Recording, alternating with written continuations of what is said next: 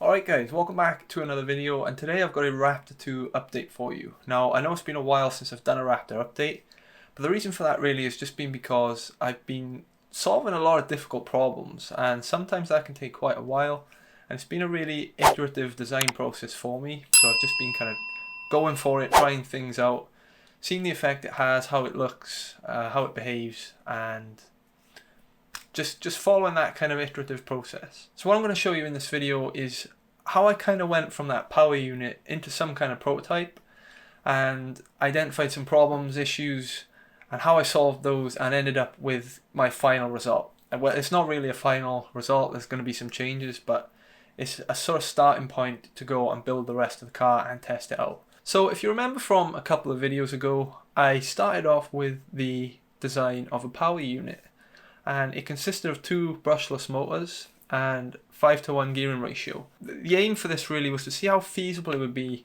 to create a power unit that would enable me to have independent wheel drive or all-wheel drive on my build. From Raptor 1, that was pretty obvious that I was going for that with the hub motors mounted in each wheel. But with this, obviously we're using gearing, it's a different story. I've moved that weight of the motors up onto the chassis itself, so we've eliminated a lot of unsprung mass. So the suspension should behave a lot better because of that. But what I did was start with a power unit, and it just had to be a case of, okay, well that power unit is as compact as it can possibly be. I truly believe I've optimized that a lot, and I spent a lot of time doing that.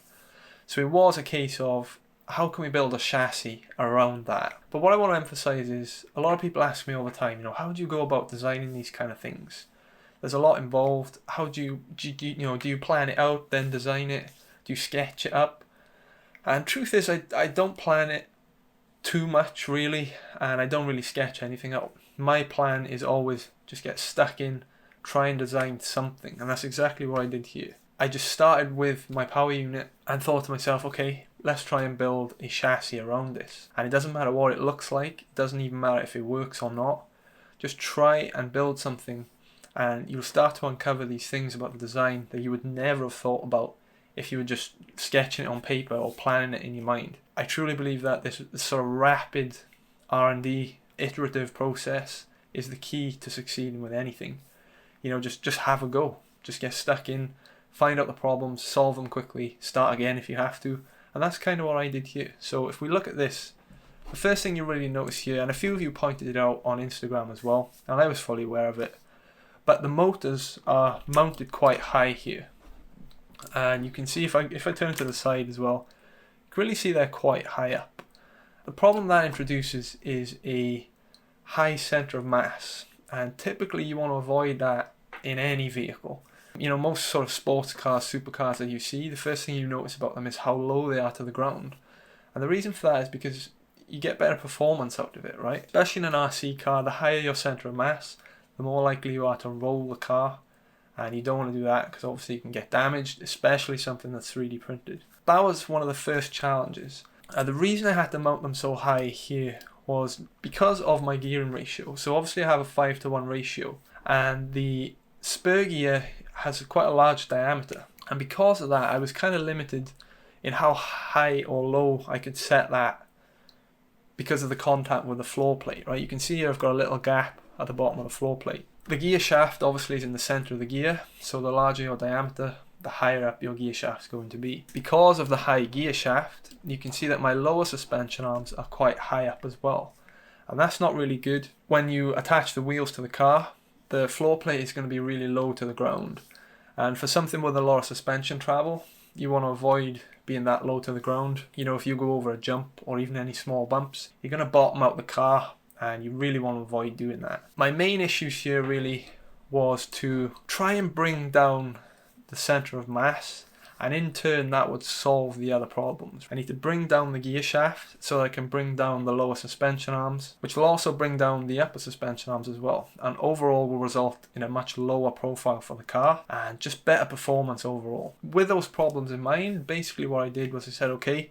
I wrote them all down, really sort of constructively looked at this, and I just started again. I managed to come up with this design. So you can see this one is similar but very different as well. So the new design, the first thing you can see right away is the lower center of mass. I'm really happy with this. And the way that I solved all those problems, you can see now that the lower suspension arm is right down with the floor plate, so it's got a nice low profile. The way I solved it was by dropping the gearing down into the floor plate. So if I hide the spur gear here, you can see that I've got this cutout in the floor plate. To enable this kind of design, I had to make a few other changes to the pillars here as well for the collars. In the previous design, you can see the pillars on the side here, they're bolted from underneath with just 2 bolts. But the problem with that is there would be a little bit of flex there, and there's not really a lot of strength. So what I had to do was, because I've dropped the gear down into the floor plate, you can see that when I re-enable the gear, there'd be no way to get that gear in there without having to remove the end pillar here. The gear obviously, the shaft of the gear obviously goes into a slot here with a bearing. So you need to be able to slot that in from the outside and then attach the pillar behind it. So if I show you the outer block, that whole piece is its own thing that bolts on. So you can see here on the outside I've got 2 bolts. They go through underneath, bolt onto the frame itself, and that I believe will add a lot of strength and kind of reinforce the plastic, which I think is going to be really important to avoid any flex.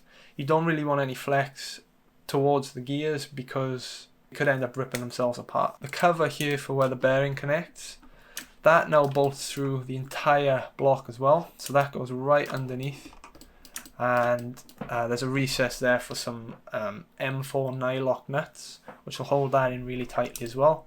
So overall this design is a lot more thought out. I think this is going to be a really interesting design and definitely the way to go. I'm not saying it's perfect yet. I'm sure there are going to be issues with this. I might even end up having to connect this collar cover here to the shock tower.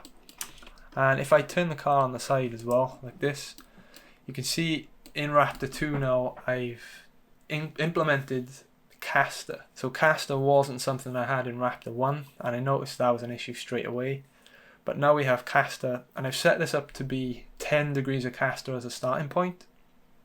So if I change this back to orthographic, and if I go to my parameters, this is something I enforce all the time, you know, is parametric modeling. Make your design, make your life a lot easier by creating parameters. So I've got a parameter in here called caster angle here, and I've set that to 10 degrees.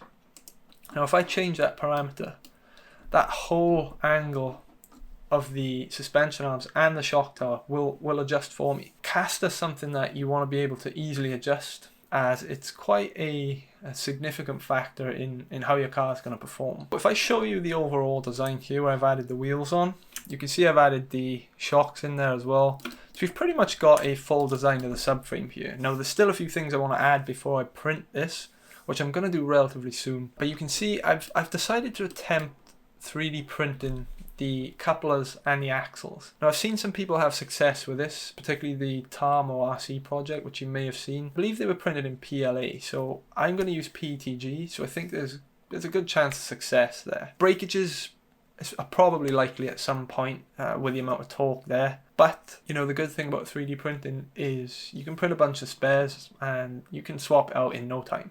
It's cheaper as well. The reason I kind of decided to go for that was because finding off-the-shelf parts for my kind of unusual design is quite difficult actually. It's just really tough to find parts for a design that isn't really meant to be, right? My next plan really is to do some of the floor plate. So in Raptor 1, the way I joined the floor of the car and the subframe wasn't very good. It was quite a lot of flex there, and the floor was quite a low depth as well. I think I chose 5mm, which is really thin. For this version of the car, I'm going to go a lot bigger than that. I might go 10 or even 15mm thick, and I'm going to bolt it on a bit differently. So I'm gonna print some of the floor plate with the subframe to add that sort of structural integrity there, and then bolt them on from the sides, and hopefully that'll be a lot more rigid. This will all make a lot more sense in the coming weeks when I show you how that's going to work. But hopefully that's been a kind of useful insight into Raptor 2 and the direction this is heading. as I said before, you know, it's been a really iterative process, and sometimes I find myself smashing my head against the wall trying to solve some of these problems. But as a starting point, I'm really happy with this. I think it's going to be great. The project's looking really promising, and I really can't wait to get the whole thing built and start playing around with the software, which I think is going to be really, really interesting. One thing I'm not sure of yet is whether I'm going to put like a body cover on it or design some parts myself and do some kind of aerodynamic stuff. Obviously I'm quite limited, I can't really do any true aero testing. You can kind of do a few things. You can add spoilers, a front and rear spoiler, maybe a couple of air ducts as well, just for the fun of it. But we'll see how it goes. You know, it depends on the height of the car and a lot of different things. So hopefully, as I said, that's been a good insight. If you've got any suggestions, leave them below. I really appreciate those. I always read the comments. Yeah, so that's Raptor 2 subframe. From here, I'm going to go on, I'm going to print this, test out the geometry, and as soon as I know that that's all working and looking good, I'm going to crack on with the rest of the car, and I want to get it running as soon as possible. So as always, thanks for watching, and I'll see you in the next video.